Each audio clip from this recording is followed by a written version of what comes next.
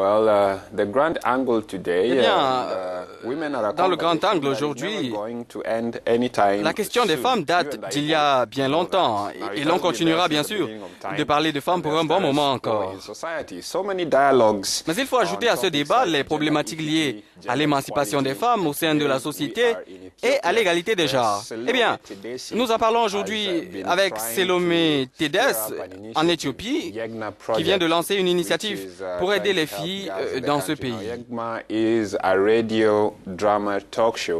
Yegma, c'est un talk show radiophonique qui donne une meilleure image, contribue à l'édification d'une meilleure image de la fille dans ce pays, en Éthiopie. Bonjour Selomé, cela fait 5 ans que vous avez mis sur pied une mission pour changer la situation sociale des femmes et des filles en Éthiopie. Quelle est votre évaluation de tout cela aujourd'hui? Comme vous le savez, eh bien, je dirais que Yenya souhaite provoquer des changements de comportement et d'attitude à l'égard des filles. Et ce genre d'exercice prend beaucoup de temps. Mais dans le même temps, je peux dire que Yenya est sur la bonne voie en suscitant des débats au sein de la société, dans la création d'une nouvelle norme et d'un nouveau récit pour les filles. C'est pour cela que nous avons effectué des recherches et c'est ce que les garçons nous disent sur le terrain. Je peux donc dire que nous sommes au bon endroit. Je suis heureuse qu'on ait atteint ce niveau dans cette mission. Nous sommes le seul label dans le pays parmi les labels pour jeunes. Nous sommes donc le seul label à travailler spécifiquement sur le statut des filles. Et rien que cela permet de changer leur statut. Les écoles également, de nombreux médias diffusent maintenant des contenus de Yenya dans les écoles et les effets sont plutôt positifs. Vous savez, un directeur d'école m'a dit qu'il les joue le matin parce qu'il veut que tout le monde vienne à l'école. Et ça marche. Alors, Salomé TDC, Yegna signifie le nôtre en amharique, autrement dit, à nous, ce qui nous appartient. Pourquoi avoir choisi ce nom? Eh bien, ce nom a une forte symbolique dans de nombreux pays africains et en particulier dans la culture éthiopienne. Il se réfère à tout ce qui est commun.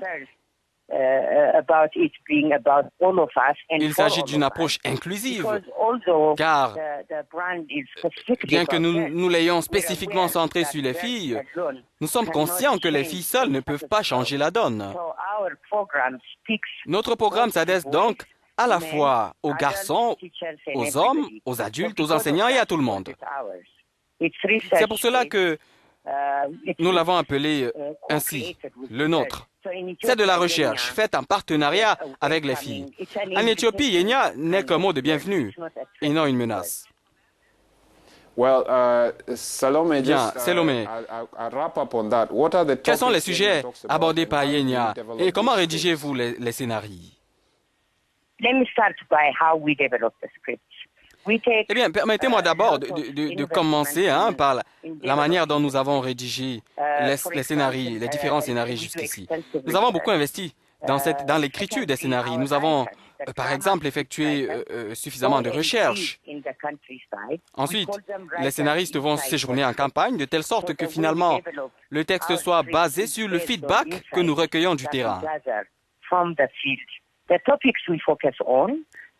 Les sujets que nous développons portent essentiellement sur des défis, les questions auxquelles sont confrontées les filles aujourd'hui en Éthiopie et dans de nombreuses régions du monde.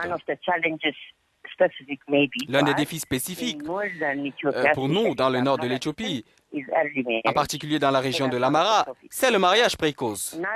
C'est donc un des sujets qui nous intéresse. La puissance de l'amitié, c'est aussi un autre sujet que nous abordons.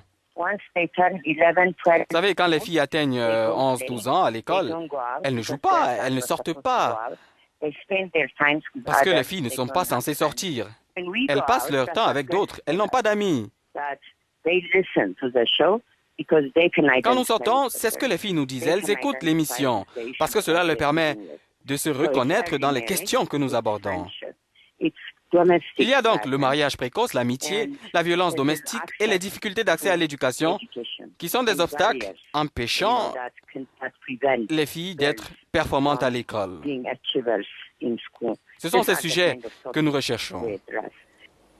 Merci beaucoup, Salomé, d'avoir été des nôtres sur le Morning Call et de nous avoir fourni autant d'explications sur les initiatives que vous prenez en Éthiopie.